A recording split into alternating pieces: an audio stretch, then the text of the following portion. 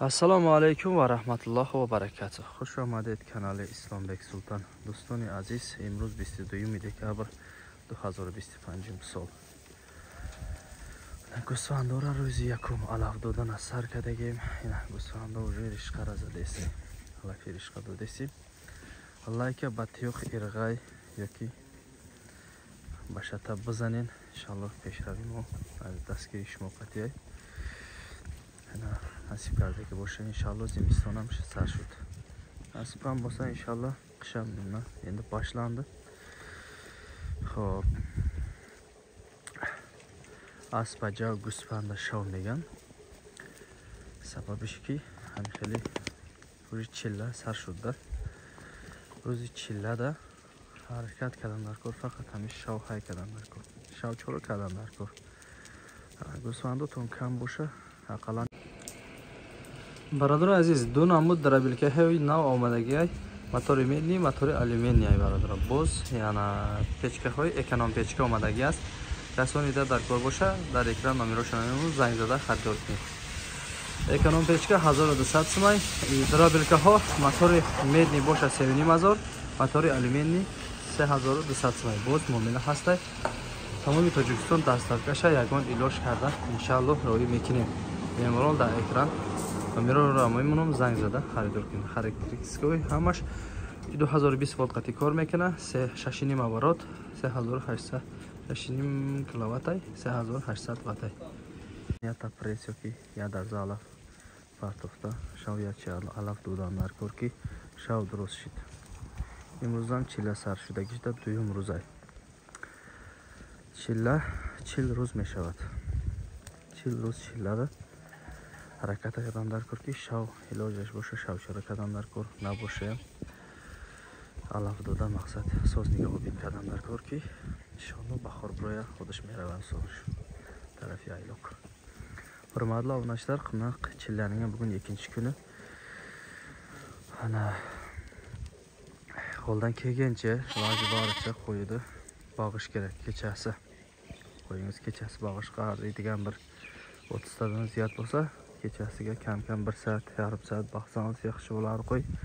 Chillada agar boshqa imkoniyat bo'lmasa, chiqmasa chiqarib press berib, kechasi bir chiqarib qarab qo'ysa yaxshi bo'ladi. Chillada kechasi uzaygan payt bo'ladi.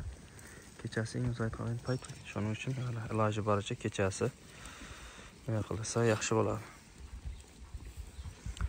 Kechasiga o't berib qo'ysa ham juda yaxshi bo'ladi. Qo'llarga bola taylashga qarshi deb ukol-pukollar ko'rsatgan edik. Ko'plar shuni so'rab nima qilib qoldi. Uning shu antibiotik shamollashga qarshi qaysi ukol bo'lsa, urgan yaxshi. Limoxin misol bittasi, yana bittasi azitronit deydi.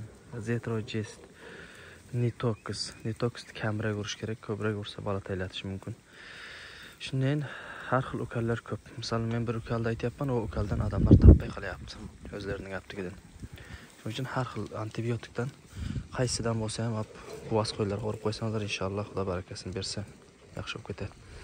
Xo'p, barodar aziz. Я мог пеш буд, думох пеш буд даже. Якирим думох шид.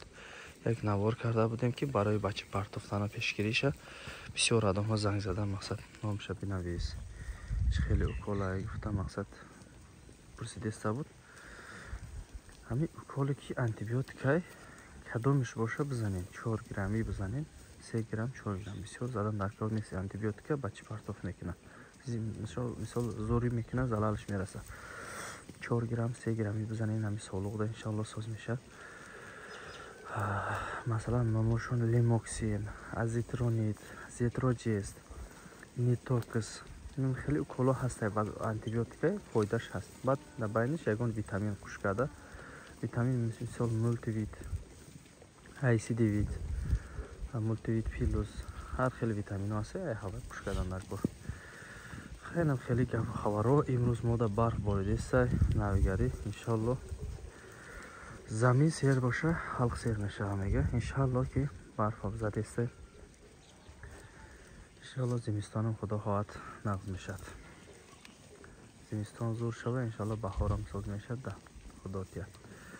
انشالله qishda ham qor bo'lsa, bahor ham inshaalloh yaxshi bo'ladi-da. Shunday gaplar. Hay. Jonlaringiz omon bo'lsin. Videomizni qo'llab-quvvatlab, tasvirga turish esdan chiqmasin. Hamisha biz sizlarning xizmatlaringizda.